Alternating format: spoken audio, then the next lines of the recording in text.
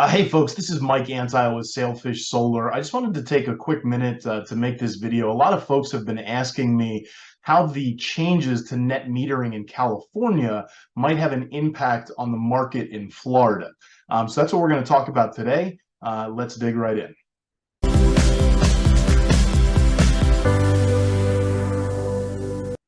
All right, well, let's dig in. If you like this video, please give it a like and consider subscribing for more updates. So the question that we're here to answer today is whether or not the change to net metering that just occurred in California is going to have an impact on the market in Florida. As you may have read with the headlines that came out this week, they call it net metering 3.0, and they basically slashed net metering by about 75% in California. So for the most part, net metering is pretty much done in California. For those of you who don't remember, net metering is where we sell excess power to the grid, and then we get a credit on our bill for the power that we send to the grid.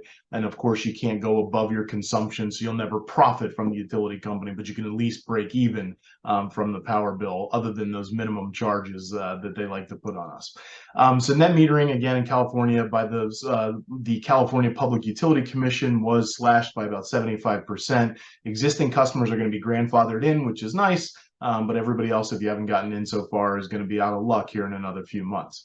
So the answer to the question, does this impact us in Florida? The obvious answer is no, there is no direct impact. It is a state level decision that was made, and we are ultimately a different state. That's just actually what we're going to talk about today, is the impact that one state can have on another state. You see, if you live in one state, and even if you understand the politics of your state, it's still very easy sometimes to forget that almost every state level initiative, whatever it may be, whether it's insurance, whether it's medical marijuana, whether it's voter rules and so on, or voting rules and so on, or in this case, whether it's energy policy, each one of these initiatives that is either playing out currently in your state or in our state, or has played out in the recent past, it's also playing out in many other states.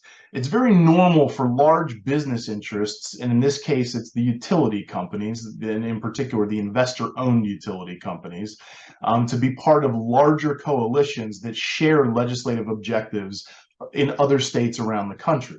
So not only do they lobby on a federal level, they also lobby on a state level, which is what gives these big corporations a pretty significant advantage over the small businesses, who ultimately are fighting against them.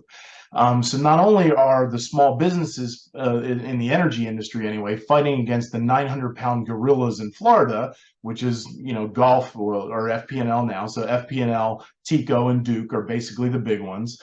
They're the investor-owned utility companies, and of course the municipal utility companies basically follow suit for the most part on whatever the investor-owned utility companies do. But not only are the small businesses fighting against the 900-pound gorillas in Florida, we're actually fighting against the 900-pound gorillas from all around the state. And all around the world for that matter, because these utility companies will pool their resources and they'll get one win in one place and then they'll spread it to the next. So for example, in this year's legislative session, the utility companies in Florida very successfully lobbied for a very similar piece of legislation that just passed in California, and they got the bill through. Amazingly, it passed the legislature, and then it passed it passed the House, and then it passed the Senate in Florida, and it was about to become a law, but fortunately, Governor DeSantis had the good sense to see what the bad intentions the utilities had in mind, and he stepped in and ultimately saved the industry with the power of his veto. Had he not stepped in for that veto, the marketplace in Florida would be drastically different over the past 4 months. It would create a ton of instability in the marketplace, and the market would basically have gone through, a massive boom for the past 4 or 5 months, and then it would have gone through a total bust as we go into next year, as the net metering program basically faded away. Our legislation in Florida was thrown together, to say the least, and it's stunning that it passed our legislature, kind of, not really, but it's stunning that people actually let this legislation pass through. But it's fantastic that the governor saved us. And that's exactly that boom and bust that would have occurred here in Florida is exactly what's about to play out in California. A modern day gold rush is about to take place place in California as homeowners and businesses race to get their foot in the door, to get grandfathered into existing rates. Solar companies will hire new labor, they'll train new support staff, they'll probably buy new trucks. The world's most annoying door knockers will flock to California to squeeze every last ounce of juice that they can out of that market, out of the last days of kind of that vibrant market. And then, just like that, the market will be almost overnight will be shut off, and it'll plummet by probably 75%, give or take, in terms of growth that they've seen in the past. So solar companies in California will fire people. The salesmen will find new doors to go harass prospective customers behind, and the once mighty leader of the renewable energy industry in Florida, which was, or excuse me, in the country, if not the world, the leader of the renewable energy marketplace in the country, California, will go bust overnight, basically, as rooftop solar ceases to exist over the next couple of years.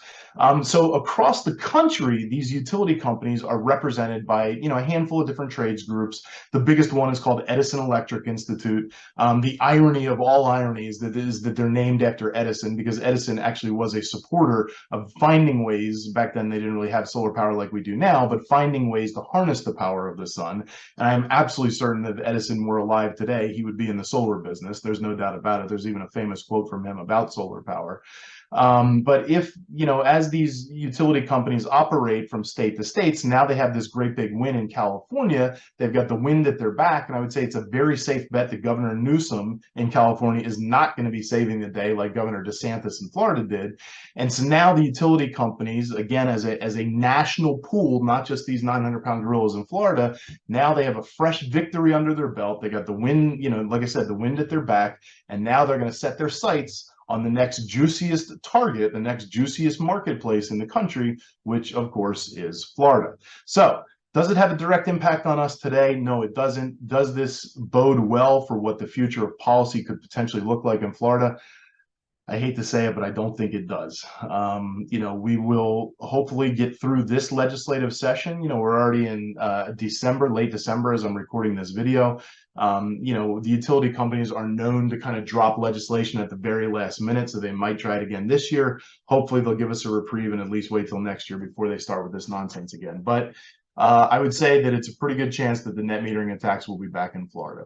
So that's it for now. If you like this video, please give it a like. By all means, comment below with what your thoughts are, and subscribe if you want to see more content like this in the future. All right, that's it for now, folks. Thanks so much for stopping by.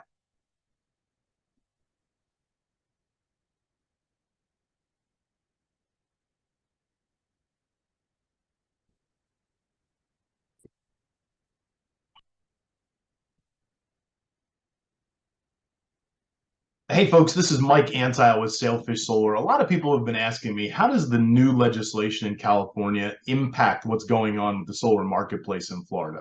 So in this video today, that's exactly what we're going to talk about. Let's dig right in.